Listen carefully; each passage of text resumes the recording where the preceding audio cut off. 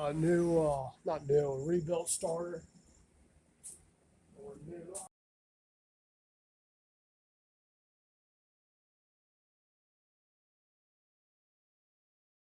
I ordered a starter from a place and didn't really pay attention to it,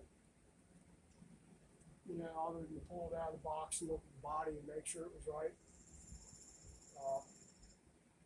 The only thing I noticed was they had the stud upside down, so the stud was sitting in here like this, which ain't no good. Should be going up from the bottom because you can't really get the bolt in there to hold it.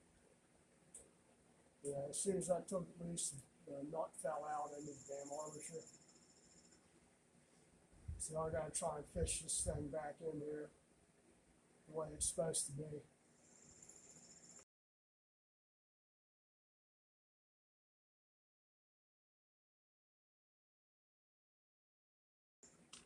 I should have, if I'd have noticed it, I'd have just sent it damn back immediately.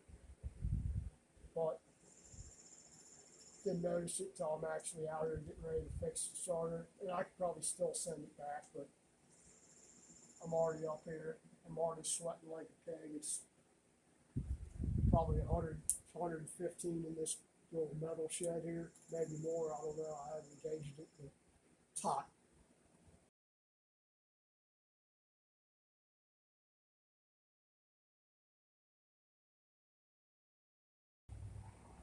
Probably fucking metric. It's not supposed to be metric.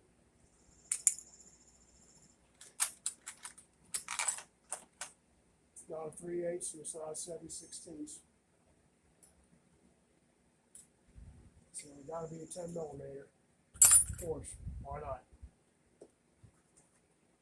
There's our shims for the end play on the armature. All we're going to do is slide that out just a little bit, clear the armature. So slid it out a little bit. Now we're going to fit the stud back up in here. And the stud's just going to sit in there and field coil holder.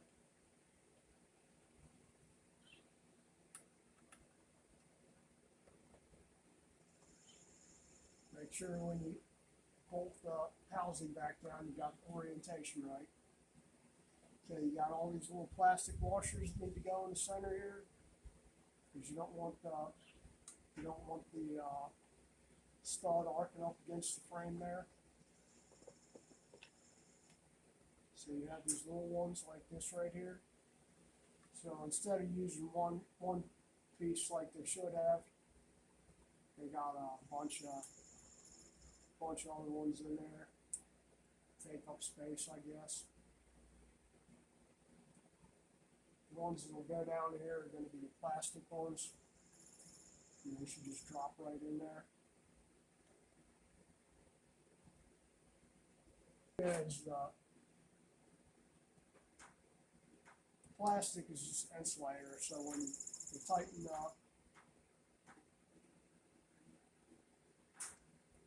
tighten the stud down, it holds it in the center so it ain't wiggling around. That one's going to go right there. And then one of these big ones. They've got the big sticker on the side there that says inspected okay. Okay, I don't really think they inspected it very well. To be sure they noticed the damn stud ain't upside down. Make sure it's square in your field coil holder there. Looks square to me. Looks flush down on there. Face up again.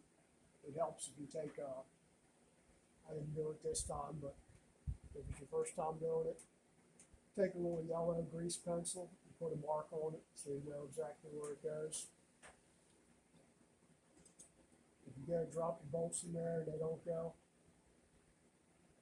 you have to move it around. Okay, if you don't go in there, don't jam it. Just line everything up with field coils. And then the bolts should just slide in there. If they don't slide in, you got something misaligned. Our hole is right over here. We're close, but not really close enough. Got both of them started.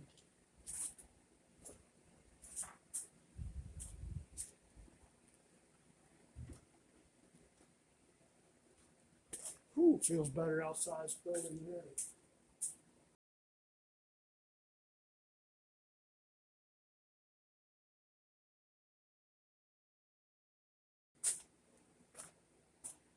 So we got them both started. Now they should start threading by hand fairly easy. Then you got everything lined up.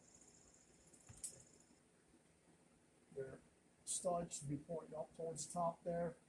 So should your little oil cap thing there, they should be pointing about in the same general direction as the stud.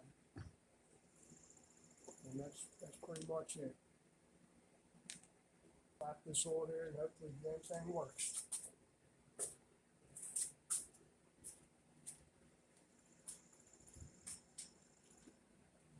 You bet your ass that starter people are going to hear about this shit.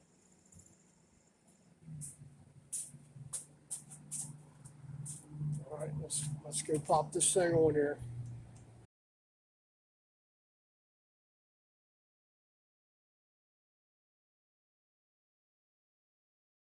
See if our starter works. It's one we got that was, I guess it's supposedly new. The one they put the stud in upside down, they had to flip the stud over.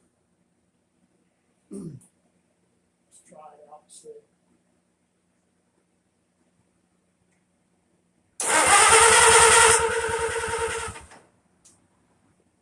Yep, sounds good.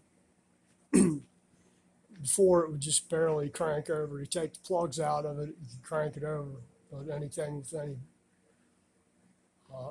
any compression to it, it wouldn't even move with the plugs in. So we got some starter now. Need to go ahead and fix the fuel line, and then we'll see if it'll fire up. Make sure I got the timing right on it. We'll find out here in a little bit.